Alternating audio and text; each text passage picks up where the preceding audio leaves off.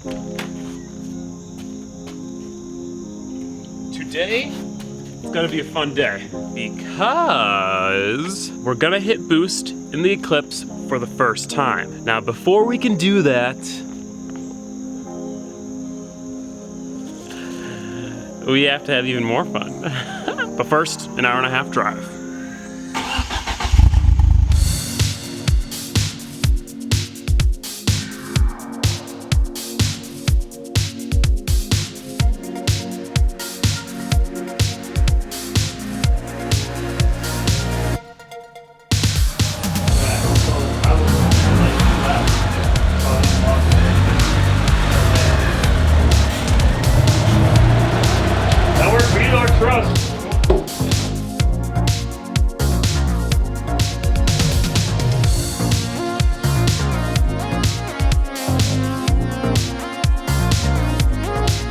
So guys, I'm here at JMR's shop. You guys saw them in the Volvo engine disassembly video. They helped with that, and they contacted me and said, hey, if you need to use our shop to do some fabrication, you're free to. We're gonna do an entire intercooler system on the car, an intake, and maybe some exhaust stuff, but not today. Today we are going to be installing a wideband O2 sensor. I had to come here to weld an additional bung onto the downpipe. Reason why we're installing this, for one, we're gonna be getting a standalone in the car eventually, and then that will need this. Secondly, while we still have the stock ECU, I wanna be able to monitor AFRs. See, this thing's got an aftermarket, bigger turbo. It's got some other aftermarket parts, but it's still got a stock ECU. I wanna try to limit the engine rebuilds to like once a year, max. So this will help us monitor the AFRs to make sure the ECU is doing what it's supposed to be doing. And this will then allow us to rip it because we'll not, you know, I'm just scared of it leaning out and blowing up. But now I can at least see if it's leaning out and about to blow up. I've officially put like 200 miles on the Eclipse and it hasn't had a single issue. So that's awesome. No overheating, no coolant out the overflow. So the car did come with this triple gauge pod that was mounted on the A-pillar here.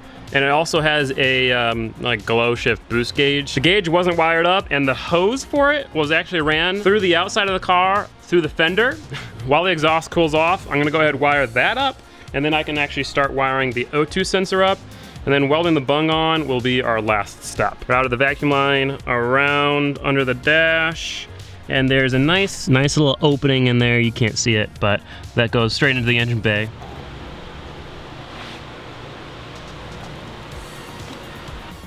Nice.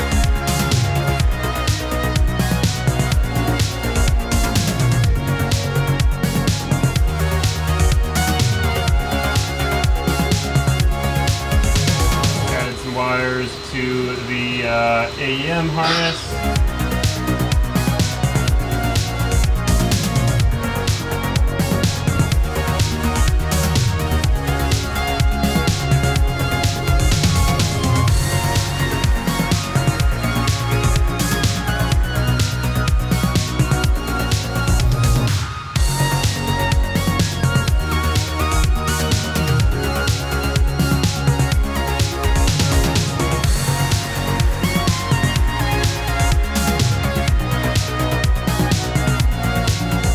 The wires are ran, not tidied up or anything yet. I just want to test to make sure it lights up. Hey, that one works, and that one works. Turns out I actually know how to do some things. That's cool.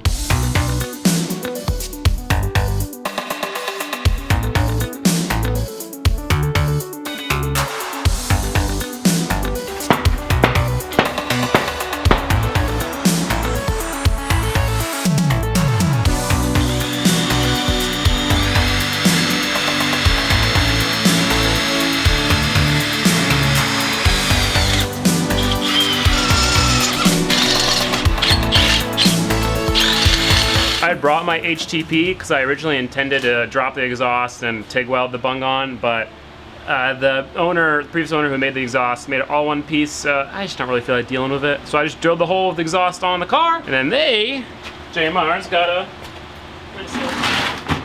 Everlast welder over here. Man, I haven't done this in a while.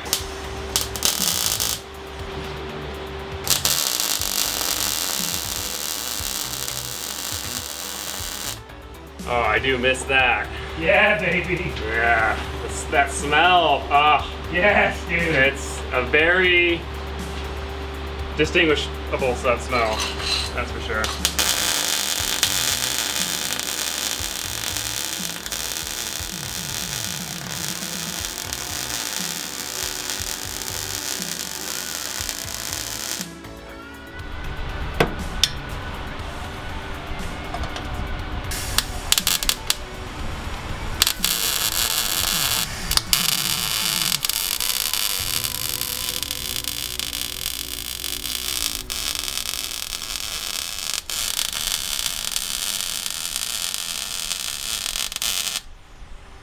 All done. All done? All done. That made me very happy. Felt good to be back welding. The smell, the sparks, you know, already burnt myself. It's nice. And now the O2 sensor's in there. I'm proud to say that I think I still got it. That went pretty well. Now turn the key. Oh, right. Might help if I put the battery back on. All right, it's doing the sensor thingy, heat. Oh yeah, red. Gotta have that red. Yep, all right. Let's drop the car and start it and see if that works.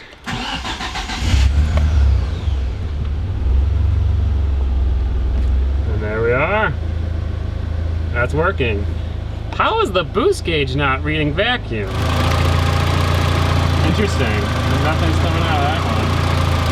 Yeah, well. This is also the first time I've ever had a wideband with a stock ECU, which doesn't mean anything, but it's just interesting. It's interesting being able to watch what the stock ECU is targeting in terms of air-fuel ratio and whatnot. Well guys, the next step is to hit some boost. Huge thank you to JMR for letting me use their shop. Go check them out. I'll have a link to their YouTube channel in the description. They're building this sick F-150 with a Coyote 4-link rear suspension. Actually the exact same 4-link and axle that the drift truck used. Can't wait to come back and do the intercooler pipe in and some other fab work here, because man, welding was fun. But you know what's more fun?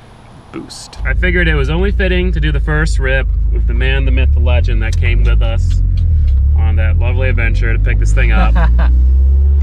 Will we blow it up a second time? Let's hope not. What would you do if you did? Would you just be like, I'm done with life. this? No, I wouldn't give up.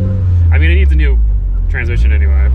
It's true. What I've noticed so far after looking at the AFR gauge is that stock ECU does not respond nearly as quickly as like an aftermarket ECU would. But it does look like it richens up pretty heavily when you go into boost.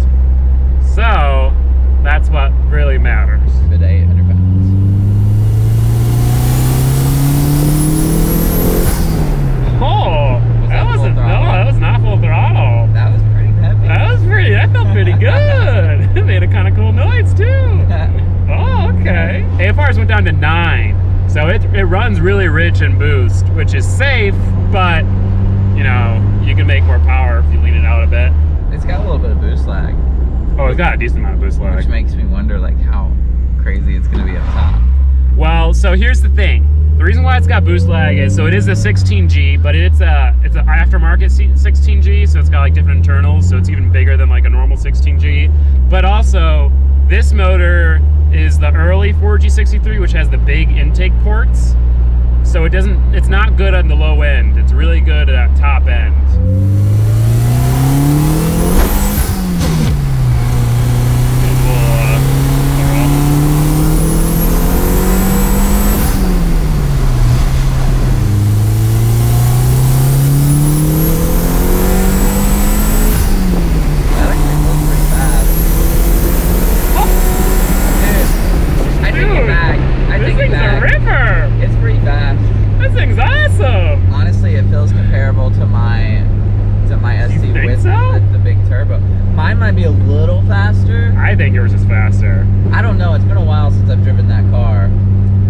The cool thing is it doesn't drop off on the top end like most like factory turbo cars. Yeah, it feels good. It carries through.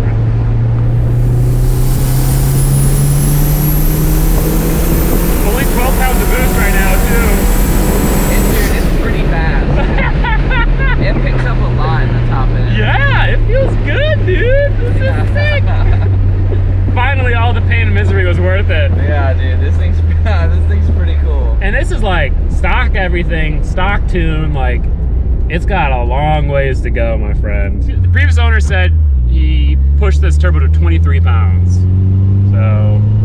Wait, that's like double. Yeah. This car's gonna be fucking so awesome. fast, dude.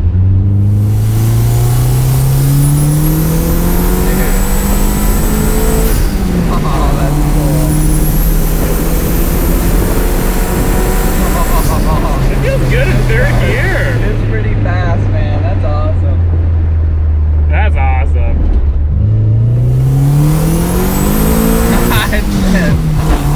Oh yeah,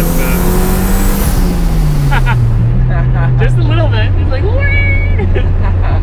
That's awesome.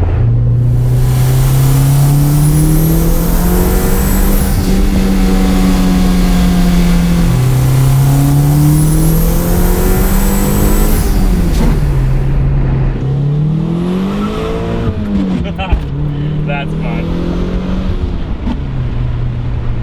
Yeah, you kind of just shift through the grind. Seeing this thing rip, spin first. It's probably the oddest thing driving by. It's like such a shit box, but yeah, it looks fast and then goes.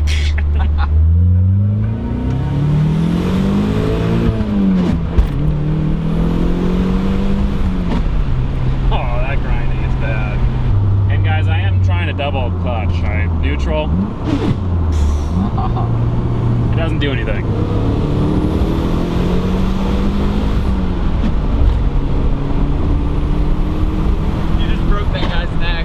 Really? Yeah, there was a guy coughing. Oh, and really? he turned around like, what the fuck?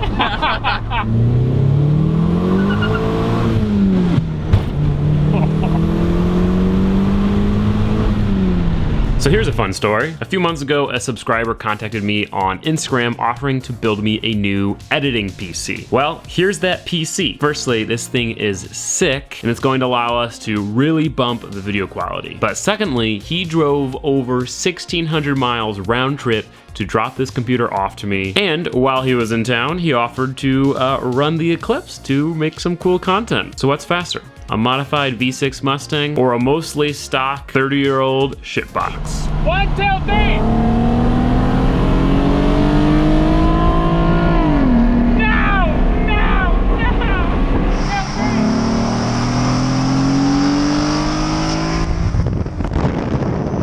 I'll do the hit, okay? All right.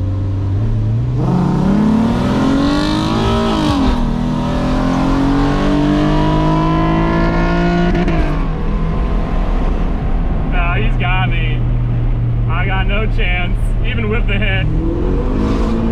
Jeez.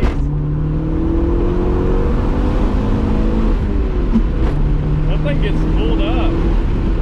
Yeah, I mean, it's fun. Yeah. It's not super fast, but it's fun. Yeah, that's all that matters. But I love the little tire skirt it does. Yeah, yeah, it torque steers like crazy. It's 2,500 RPM, floored. There it is. Dang, got the turbo hits.